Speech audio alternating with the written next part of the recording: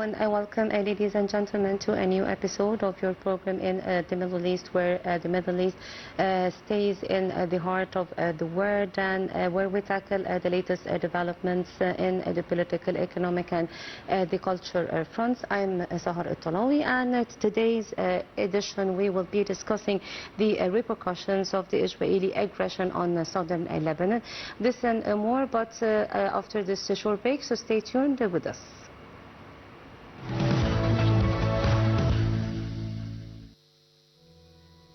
Rising dramatically to heights over 2,000 meters above sea level, Jabal Akhdar forms a central part of the majestic Al-Hajar mountain range in northern Oman. Translating to the Green Mountain in Arabic, the region earned its name from the lush vegetation that clings to its steep limestone terraced cliffs. Thanks to its soaring elevation, the plateau enjoys a cool Mediterranean-like microclimate that offers a stark refuge from the surrounding desert heat. This temperature environment enables local farmers to cultivate Mediterranean and temperate crops rare across the Arabian Peninsula, including pomegranates, walnuts, peaches, and apricots. Agriculture on these rugged slopes relies heavily on the ancient Aflaj system, a network of UNESCO-protected gravity irrigation channels that distributes natural mountain spring water. Among its agricultural treasures, the mountain is most famous for its fragrant damask rose harvest every spring, which local artisans distill into prized Omani rose water. Scattered across the cliffs are ancient stone-built villages like Al-Ain and Saiq, where centuries-old traditions and mountain architecture endure. Geological enthusiasts are drawn to its dramatic canyons, exposed rock strata, and deep wadis that tell a story spanning millions of years. In recent years, the region has transformed into a premier luxury ecotourism destination, with high-end resorts built along precipitous canyon edges. Beyond modern luxury, Jabal Akhdar remains a vital sanctuary for native wildlife, harboring rare flora and fauna adapted to high-altitude mountain life.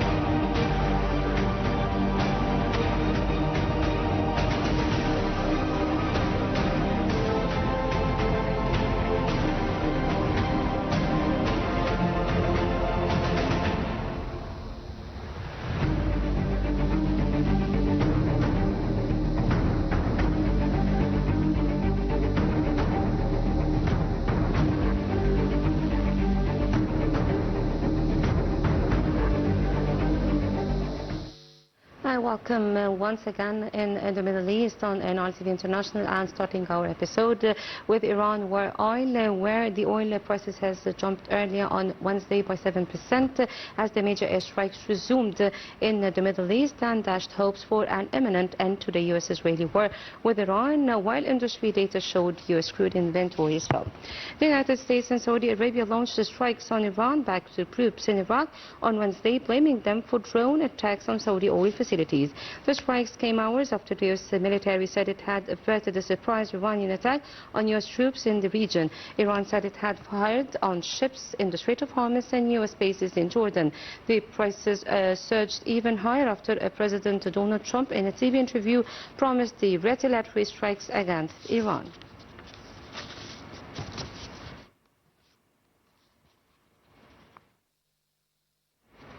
And moving to Iraq, Turkey, the Iraqi Prime Minister Ali Zaidi visited Ankara for his first talks with Erdogan since taking office, offering to supply Turkey with 1 million barrels of oil per day as Ankara seeks to reduce its independence on disrupted Gulf routes. Turkish President Recep Tayyip Erdogan said on Tuesday that Iraq had offered to supply Turkey with up to 1 million barrels for oil a day as Iraqi Prime Minister Ali Zaidi visited Ankara for talks on energy and regional security. No binding agreement on the volume or the timeline was signed on Tuesday. However, the two sides signed a deal for the Turkish Petroleum to acquire a 15% stake in BP's operation at the Kirkuk oil field, with Erdogan calling a historic step as the broader energy cooperation agreement is still being negotiated.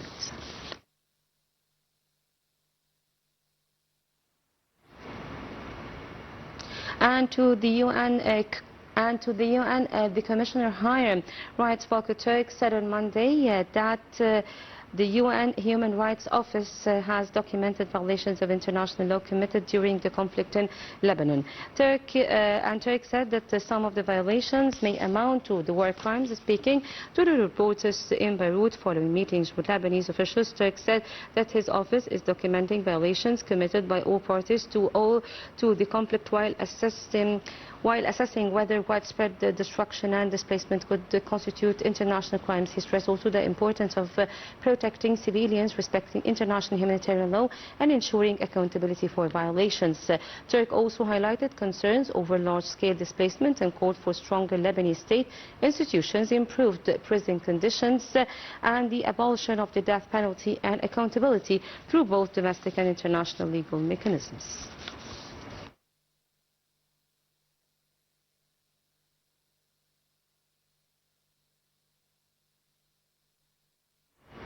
And now, ladies and gentlemen, we go to a report on the repercussions of the Israeli aggression on southern Lebanon on the stability of the region. So stay tuned to see more details, and we'll be right back. Escalation and military operations in South Lebanon have caused catastrophic human and material repercussions, leaving over 4,300 people dead and more than 12,000 injured, according to figures from the Lebanese Ministry of Public Health. Reports from the UN Office for the Coordination of Humanitarian Affairs emphasized that hundreds of thousands of civilians remain displaced across Lebanon, with tens of thousands residing in former collective shelters. Widespread air and ground strikes have caused extensive structural destruction, leaving numerous border villages heavily damaged or razed to the ground. Essential civilian infrastructure, including water pumping stations, power facilities, and key roadways, has sustained critical damage, severely disrupting basic municipal services. The agricultural sector in the south has suffered immense loss, as UN reports note that vast farmlands and ancient olive groves have been burned, bulldozed, or rendered completely inaccessible to farmers. The Lebanese healthcare system faces immense pressure following repeated attacks on medical personnel, ambulances, and health facilities, causing significant operational disruptions. Pervasive contamination from unexploded ordnance across southern governorates poses continuous protection risk to returning civilians and emergency responders. Official statements from the Lebanese armed forces caution that ongoing Israeli attacks and home demolitions actively impede the army's planned security redeployment under established framework agreements. Lebanese government officials further highlighted that continued military presence and localized insecurity prevent displaced families from safely returning to their origin towns. To address the worsening socio-economic and humanitarian emergency, the UN and the Lebanese government launched a multi-hundred-million-dollar flash appeal to support millions of vulnerable residents.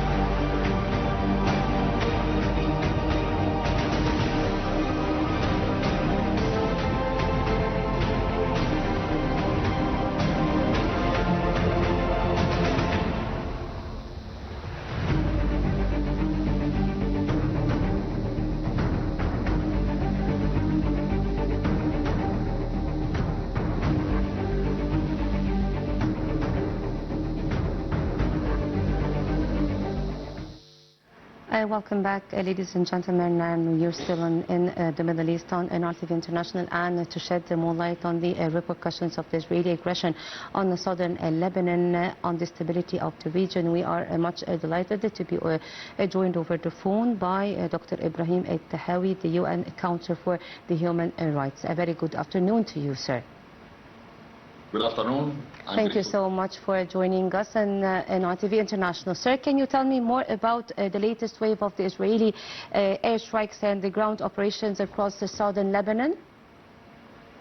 Yeah, in fact, I'd like to say that and indicate the most important current news and important issues that the current Israeli military campaign in southern Lebanon, characterized by intensive airstrikes and targeted ground incursions, in fact, represents a shift toward the decisive action to neutralize Hezbollah infrastructure. Operations have moved beyond a limited border to systematic bombardment Beirut's southern suburbs and southern border villages. Reports indicate Israel is actively obstructing the deployment of the Lebanese armed forces in designated pilot zones established by United States mediated frameworks. The destruction is extensive, in fact, with United Nations officials warning that these tactics, including widespread displacement and the leveling of civilian infrastructure, may constitute war crimes. Well, also, has the military escalation permanently alerted the rules of engagement between Hezbollah and the Israelis? Yes, in fact, the conflict has fundamentally shattered the previous larger rules of engagement that governed the Israeli-Hezbollah border, dynamic since 2006. Both sides, in fact, have discarded the restraint that once limited strikes to specific geographical or military parameters. Israeli objectives has evolved from deterrence to the systematic dismantling of Hezbollah operational capacity. While Hezbollah has launched long-range drones and missiles deep into Israeli territory, this shift reflects, in fact, a transition from an attritional border conflict to a full-scale regional confrontation where neither party currently adheres to prior geographic or symbolic red lines, in fact. Yes, also, what are the strategic implications in your point of view of the Israeli attempts to establish a neutralized buffer zone north of the Litani River? Yeah, in fact, I see that, in my point of view, that Israel push to enforce militarized buffer zone north of the Litani River is a strategic effort to create security depth, in fact, aiming to prevent cross-border infiltration and rocket fire into northern Israel.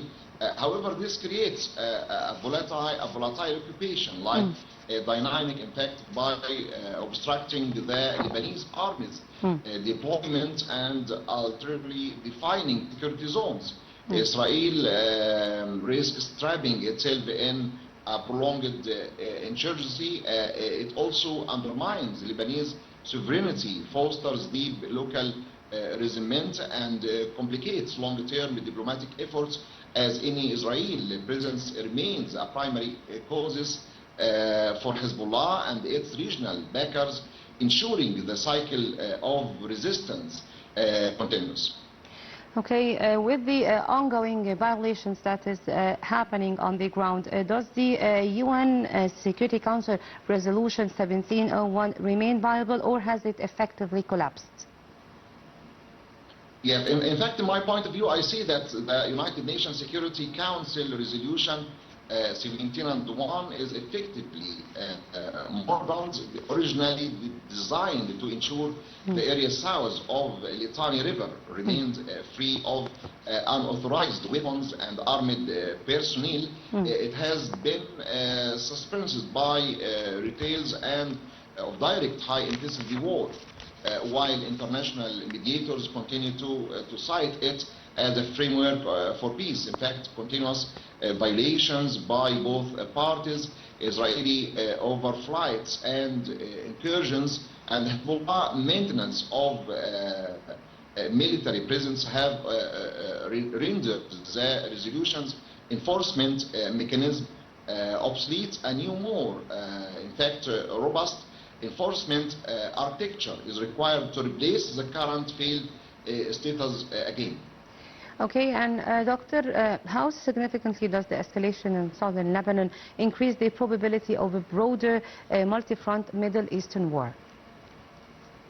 I see, in fact, the escalation in Lebanon significantly increases the risk of wider regional conflagration. By July 2026, the conflict has already expanded into a multi-front arena involving the United States, Iran, Israel, and various regional proxies, in fact. While the June 2026 U.S.-Iran Memorandum of Understanding provided a temporary de-escalation mechanism, in fact. So here the risk persists that a single miscalculation in Lebanon could trigger broader pulling regional powers deeper into a direct conflict that transcends the current border of Lebanon. Okay, and how are the key regional actors like Egypt and the Arab nations, how do they can to position themselves to counter the expanding Israeli aggression? I see, in fact, from my point of view, that regional actors are balancing between fear of contagion and the desire to contain Iran's influence. Nations like Saudi Arabia, Jordan, and Egypt have publicly advocated for Lebanese sovereignty and the exclusive right of the state to bear arms, aiming to curtail Hezbollah power without inviting further chaos. While they support ceasefire efforts to stabilize their own borders, their influence, in fact, is limited by the United States or U.S.-Iran direct track.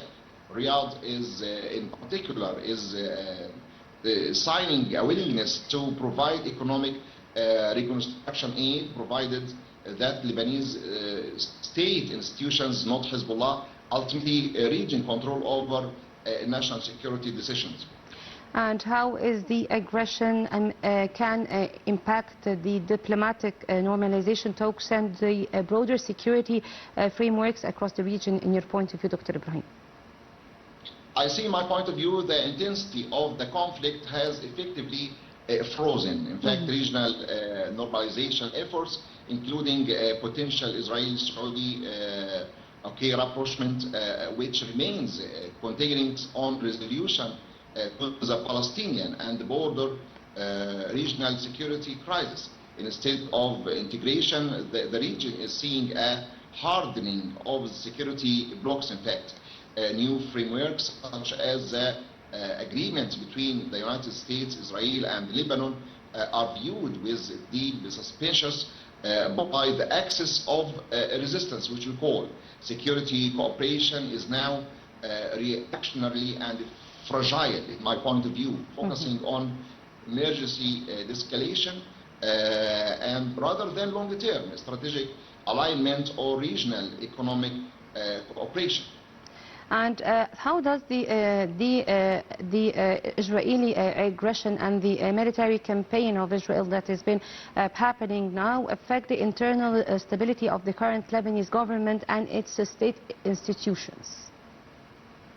I see, in my point of view, that the Lebanese state, in fact, is operating in a state of near paralysis. The military campaign has exploited the government's lack of authority, as the state is largely sidelined in negotiations between Israel, the United States, and Hezbollah, while Prime Minister Salam and officials formally support international ceasefire initiatives.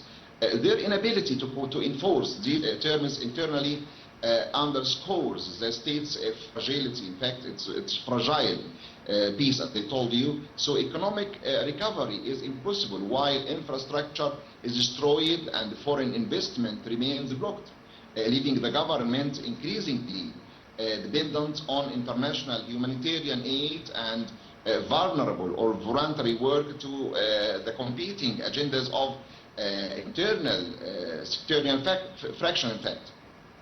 Well, Doctor, also in your point of view, what's your intake on the Israeli military pressure, which is exacerbating the political divisions regarding the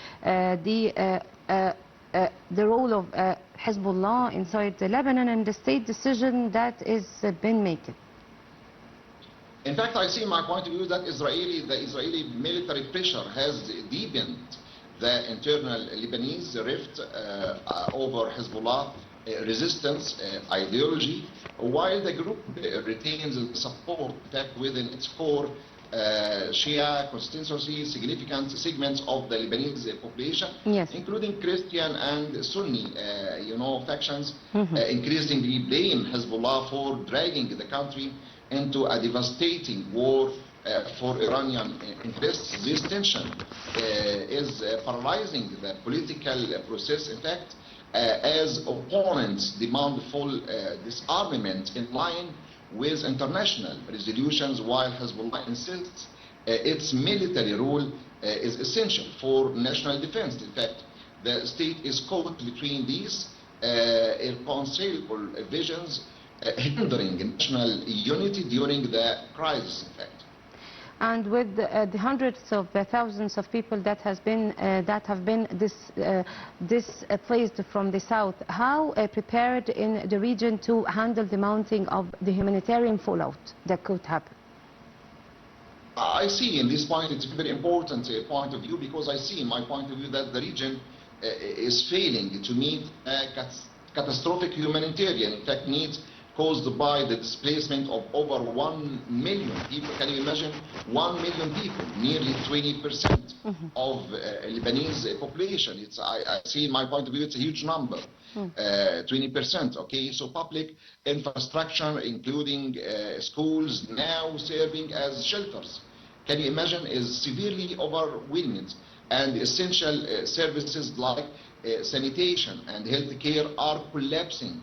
Okay, so despite efforts by the United Nations, FPA, and local NGO to provide emergency kits and mental health support, in fact, resources are insufficient, in my point of view, for the scale of this crisis, with many villages destroyed and residents blocked from returning, in fact, to their homes.